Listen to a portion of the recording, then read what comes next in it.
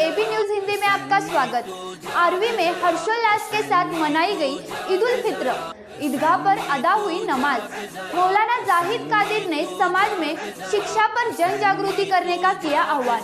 Police प्रशासन का रहा कड़ा बंदोबस्त। आरवी से तनवीर अशरफ की रिपोर्ट। आरवी से हर्षोल्लास के साथ मनाई गई ईद उल फित्र। ईदगाह पर अदा हुई नमाज। मौलाना जाहिद कादरी ने समाज में शिक्षा पर जनजागृति करने का किया ऐलान। पुलिस प्रशासन का रहा कड़ा बंदोबस्त।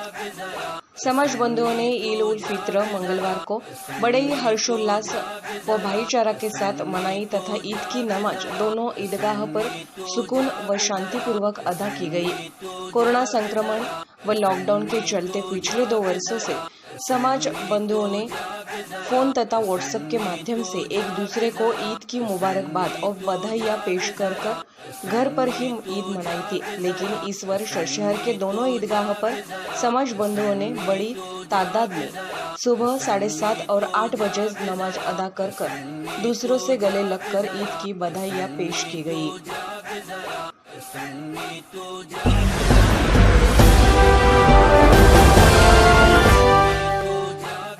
कोरोना संक्रमण व लॉकडाउन के चलते पिछले 2 वर्षों से समाज बंधुओं ने फोन तथा व्हाट्सएप के माध्यम से एक दूसरे को ईद की मुबारकबाद और बधाइयां पेश कर घर पर ही ईद मनाई थी।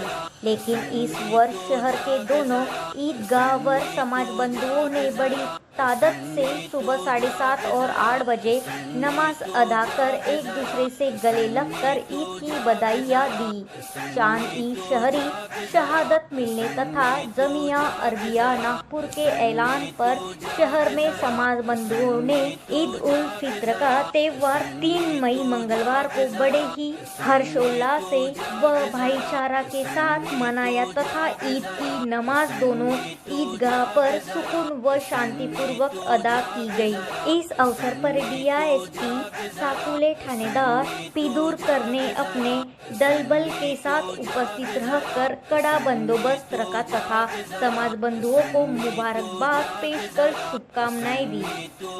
मस्जिद में पहुंचे इमाम साहब से मिलने के लिए उन्होंने आज बड़ी ईदगाह में उपदेश दिया है समाज के सभी वर्ग के लोगों को, बच्चों को, बड़ों को कि डिजिटल इंडिया में उन्होंने पढ़ाई में सहयोग करना चाहिए और अपने मुस्लिम समाज के जो बच्चे पढ़ रहे हैं और उनको आगे बढ़ाना चाहिए। इस पे हमारे मौलाना साहब हमको और ज़्यादा बताइए।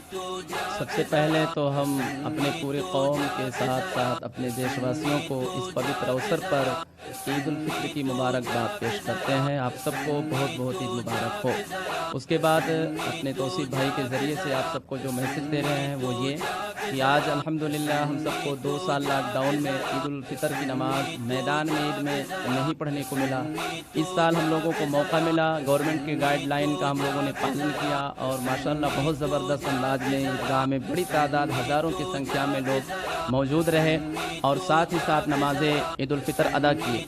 वहाँ पर हमने लोगों को जो पैगाम दिया इस न्यूज़ चैनल के ज़रिए से आप लोगों तक भी पहुँचा रहा हूँ कि हम और आप जिस धर्म को फॉलो करते हैं, हमारे धर्म का जो धार्मिक पुस्तक है कुरान, उसकी पहली लाइन है इक़रा। इसका मतलब होता है पढ़िए। तो जब हम पढ़ेंगे तो आगे बढ़ेंगे। आज ईद उल फितर के मौके पर सबको यही बताया गया कि इस डिजिटल दौर में आप अपने धर्म पर अमल करने के साथ साथ दुनियावी तालीम में भी मेहनत करें। और नेट का दौर है, डिजिटल दौर है और ख़ुद हमारे गवर्नमेंट बहुत सारे स्कीम निकालती है डिजिटल के लिए। तो हमारे कौम के बच्चे खूब पढ़ें। जब हम पढ़ेंगे तभी हम आप आगे बढ़ेंगे। आप सबको एक बार फिर ईद मुबारक हो। हमारे ईद उल फितर की नमाज के मौके पर जो कुछ बताया गया उसका ख़ास खुलासा यही है कि हम पढ़ें और हम बढ़ें। हमारा ये नारा है कि आओ हम सब मिलकर ये काम करें, अखलाक व तालीम आम करें, चाहे आधी रोटी खाइए मगर बच्चों को पढ़ाइए। मेरा सच्चा साथी, मेरी अच्छी किताब मेरा सच्चा साथी। जब हम पढ़ेंगे तब हम बढ़ेंगे।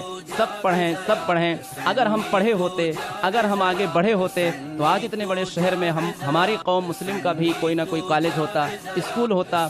आज हमारा कुछ भी नहीं है क्योंकि हम पढ़ाई में पीछे हैं। लिहाजा ईद उल फितर के मौके पर आप सबको कहते हैं कि आप सब पढ़ें, आगे बढ़ें और जब पढ़ेंगे, आगे बढ़ेंगे, तो इंशाअल्लाह वो दिन आएगा कि हमारे इस शहर में अपने कौम के साथ हमारे आदर्श कौम जो यहाँ रहती है, सब लोग मिल करके पढ़ाई में, लिखाई में आगे बढ़ करके अपने शहर को उन्नत पर ले जाएंगे, तरक्की दिलाएंगे और इसको खूब ज़्यादा सुंदर और पवित्र बनाएंगे।